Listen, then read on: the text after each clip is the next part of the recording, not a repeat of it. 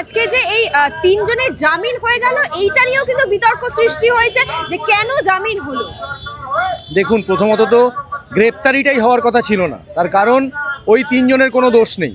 একটা গীতা পাঠের মতন অনুষ্ঠান, যেটা একটা ধর্মীয় অনুষ্ঠান, কোনো রাজনৈতিক অনুষ্ঠান ছিল না, একটা ধর্মীয় অনুষ্ঠান, সেখানে শৈব, শাক্ত, বৈষ্ণব বিভিন্ন সম্প্রদায়ের মানুষ ছিল যারা হিন্দু ধর্মের সঙ্গে রিলেটেড, সনাতনের সঙ্গে যারা রিলেটেড।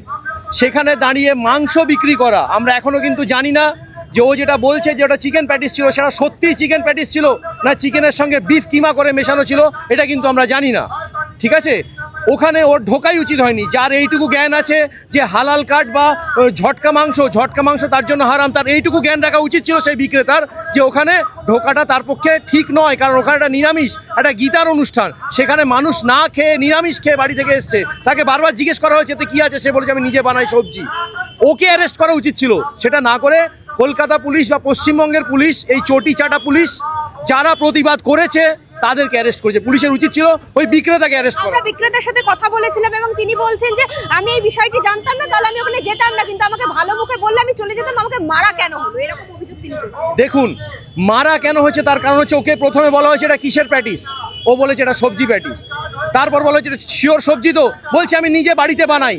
এটা তার মানে এটা কি? এবার খুলে দেখা যাচ্ছে তার মধ্যে চিকেন বা মাংস রয়েছে, যে মাংসই থাকুক মাংস রয়েছে।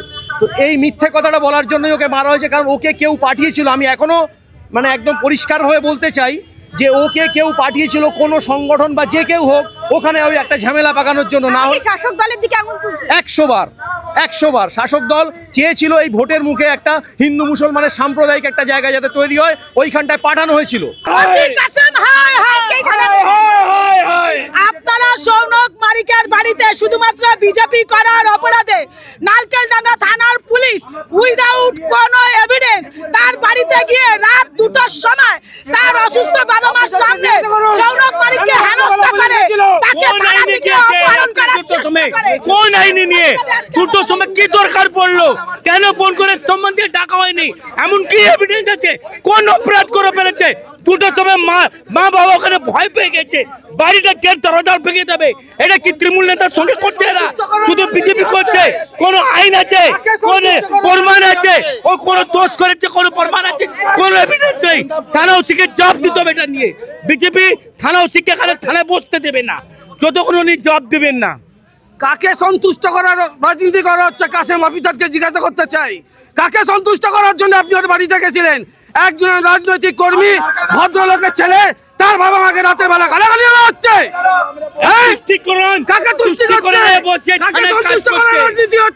মুখ্যমন্ত্রী তো বলেছে যে যারা করেছিল প্যাটিসওয়ালাকে, যারা ফেলেছিল অ্যারেস্ট করেছে। আমরা জানি না, আমরা এটাও জানি না এটা গিটা পাঠিয়ে ওর বাড়িতে গিয়েছে। পুলিশ জানাবে তো, আগে তো একটা সম্মান দেবে, থানায় ডাকবে। ওকে বাড়ি ছেড়ে পালিয়ে গেছে রাত্রে 2টোর সময়। কোন আইন নিয়ে, কোন এভিডেন্স নিয়ে? ক্রিমিনাল আছে। এই তুষ্টিকরণ পলিটিক্সটা নাগুলো থানা সবসময় বিজেপি কর্মীর সঙ্গে করে, এরা আমরা মানবো না। ওসিকে জবাব দিতে হবে, নাহলে এই থানাতে ওসিকে আমি বসতে দেবো না। থানা ছেড়ে চলে যেতে হবে মমতা দিদি বাড়িতে। পুলিশ মঞ্চে তো মুখ্যমন্ত্রী মমতা বন্দ্যোপাধ্যায় এই তো দিদিকে খুঁজ করার জন্য করছে এটা, যে আমরা একটা বিজেপিকে অপরাধ করার না। কোন অপরাধে কোন এভিডেন্স আছে ও মারধর করে? আমরা তো জানি না। প্রথম কথাটা কোন আইন নেই। গীতা পাঠে যে নিয়ে ঘটনাটা ঘটেছে সেটা সোশ্যাল মিডিয়া চলছে না, সেখানে কই সৌনক মারিক নিয়ে কোনো তদন্ত আছে সেটা তো বিজেপিকে জানায়নি, তার বাড়ির লোককে জানায়নি। তার আগে একটা ক্রিমিনাল মতন গেট ভাঙার চক্রান্ত করেছে, মা বাবাকে ভয় দেখানো হচ্ছে। এটা বিজেপি কর্মীকে 26-এর নির্বাচন জন্যে ভয় দেখানে কি তোমরা যদি বিজেপি করো আমরা বিজেপি লোককে বাড়িতে থাকতে দেব না।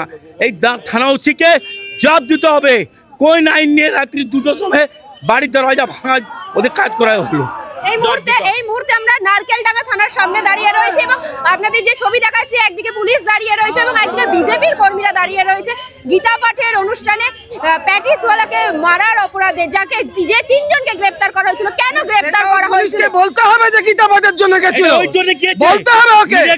মুখ্যমন্ত্রীর কাছে অনুরোধ করছি, মুখ্যমন্ত্রীকে এইরকম অসভ্য নোংরা পুলিশ অফিসারের পদত্যাগ চাই, এক্ষুনি পদত্যাগ চাই। মুখ্যমন্ত্রী যদি নিজের সম্মান সেই ঘটনাটা নিয়ে সোনেক বাড়ি গিয়ে হয়েছে, এটা পুলিশ ক্লিয়ার করেছে, তার বাড়ির লোককে জানানো হয়েছে। তাহলে আড়াইটার সময় কি দরকার পড়লো বাড়ি দরজা ভাঙার জন্য? রাত্রেবেলা তার বাবা মাকে পর্যন্ত গালাগালি করছে। চক্রান্ত করে এটা ঘটনাটা করা হচ্ছে। একটা পেটিস ওয়ালা ওখানে বলছি 41 নোটিশ সার্ভ করতে হয়। সুপ্রিম কোর্টের রুলিং আছে, এটা সুপ্রিম কোর্ট রুলিং আছে কি অ্যারেস্ট করার আগে 41 নোটিশ সার্ভ করতে হয়। সার্ভ করেছে কি এরা? এইরা সুপ্রিম কোর্ট আইন ভাঙবে? এত নিচে নেমে গেছে চটি চাটতে চাটতে। পশ্চিমবাংলায় আইনের শাসক নাই, শাসকে আইন চলছে এই পশ্চিমবাংলায়, পরিষ্কার বোঝা যাচ্ছে। আইনের শাসক নেই, শাসকে আইন গোটা পশ্চিমবাংলায় চলছে, এটা পুরো পশ্চিমবাংলা আমরা লক্ষ্য করছি। কিন্তু এই যে ঘটনাটা হয়েছে নালকুডাঙ্গা থানা ওসিকে এই ঘটনাটা নিয়ে জবাব দিতে হবে, নাহলে এই থানাকে বড়বাবুকে আমরা বসতে দেবো না যতক্ষণ উনি জবাব দেবেন না। আমাদের যে আজকে থানা ঘেরাও করেছে, এটা আমি ওরও বড় করে আন্দোলন আমরা করব, জবাব দিতে হবে যে আইনের উপরে আছে ওসি। যাদের 3 জনকে অ্যারেস্ট করা হয়েছিল এবং যার মধ্যে একজনের বাড়িতে যাওয়া হয়েছিল, আপনার বাড়িতে যাওয়া হয়েছিল, কলকাতা পুলিশ গেছিলেন এবং আপনি বলছেন যে আপনাকে এবং আপনার পরিবারকে হেনস্থার শিকার হতে হয়েছে। কি হয়েছিল ঘটনাটা যদি একটু বিস্তারিত বলেন। দেখুন, রাত 2টো বাজে, হঠাৎ শীতকালের রাত, সবাই শুয়েছিল, হঠাৎ দরজা ঠকঠক করা শুরু হয়েছিল, কলিং বেল বাজানো শুরু হয়েছিল। মা বাবা ভয় পেয়ে গেছিল, রাত্রি 2টোর সময় কোনো ভদ্রলোকের বাড়িতে কোনো কারণ ছাড়া কেউ আসে না।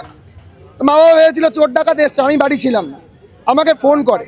আমি ফোন, রাত্রিবেলার ফোন ভয় সবাই পায়, আমরাও পেয়েছিলাম। যে ভয় পেয়ে গিয়ে ফোনটা তোলার পর বলছে কিছু লোক এসছে, দরজা ঠকঠক করছে, কি কারণ বুঝতে পারছি না। আমরাও আতঙ্কগ্রস্ত হয়ে বললাম তুমি জিজ্ঞেস করো ওনাদের কে। তখন সে উত্তর দেয় যে ময়দান থানা এবং নারকলডাঙ্গা থানা সম্মিলিতভাবে আমরা এসছি, সৌনকবাবুকে ডেকে দিন। মা বলে এখন বাড়ি নেই, সকালবেলা আসবেন। আমি 10-12 বছর ধরে বিজেপির সঙ্গে যুক্ত, তাহলে থানায় আমার নাম্বার রয়েছে, অ্যাড্রেস রয়েছে, সব কিছু রয়েছে। তারপরে থানা থেকে একটা ফোন করার মতো প্রয়োজন বোধ করিনি। রাত্রিবেলা এলো আর ওরা দৌড়লো আমার বাড়িতে, কিভাবে হেনস্থা করা যায়। হেনস্থা, মা যখন বলল যে কেন দরজা খুলবো, যা হবে সকালে কথা হবে, আপনারা যান, সকালে আমার ছেলে যাবে।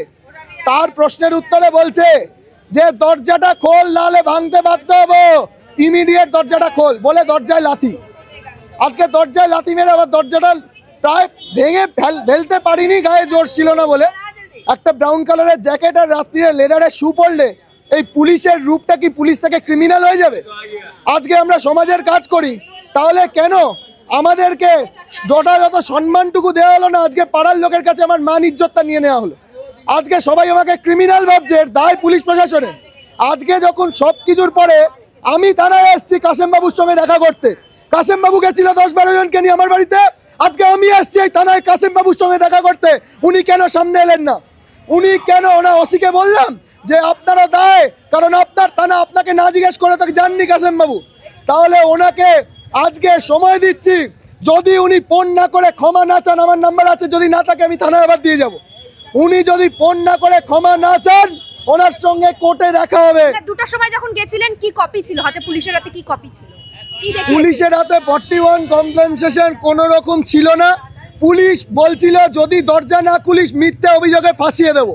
আমি জানি না এরপর পুলিশ মিথ্যে অভিযোগটা করবে কিনা, কারণ সেদিনকেই বলছিল যদি খুলবি খোল, নাহলে মিথ্যে কেসে ফাঁসিয়ে ঢুকিয়ে দেবো। এই পুলিশের ভাষা কেন? বিজেপি করার জন্য অনুব্রতকে ফলো করবে এই পুলিশ প্রশাসন? গাঁজা কেস দেওয়ার কথা আমার বাড়ির সামনে গিয়ে রাত্রি 2টার সময় কিভাবে বলতে পারে? এই সমস্ত নোংরামি এলাকা জুড়ে তৃণমূলের দলদাস রূপে যে কাজ করছে, তার বিরুদ্ধে আজকে পার্টির কর্মীরা, বিজেপির সমস্ত সদস্যরা আমরা এখানে কমপ্লেন জানাতে এসেছিলাম। আর আমার বিরুদ্ধে যদি কোনো কমপ্লেন থাকে, তাহলে আমাকে যেটা করার করুক, আমি মাথা পেতে নেব। আমার কোনো ফুটেজে ছবি নেই, কোনো কিছু দোষ করিনি। আমি একজন, আমার ক্রিমিনাল ব্যাকগ্রাউন্ড নেই। আমাকে রাত্রিবেলা এইভাবে কেন গেছিল, এই জবাব পুলিশকে দিতে হবে।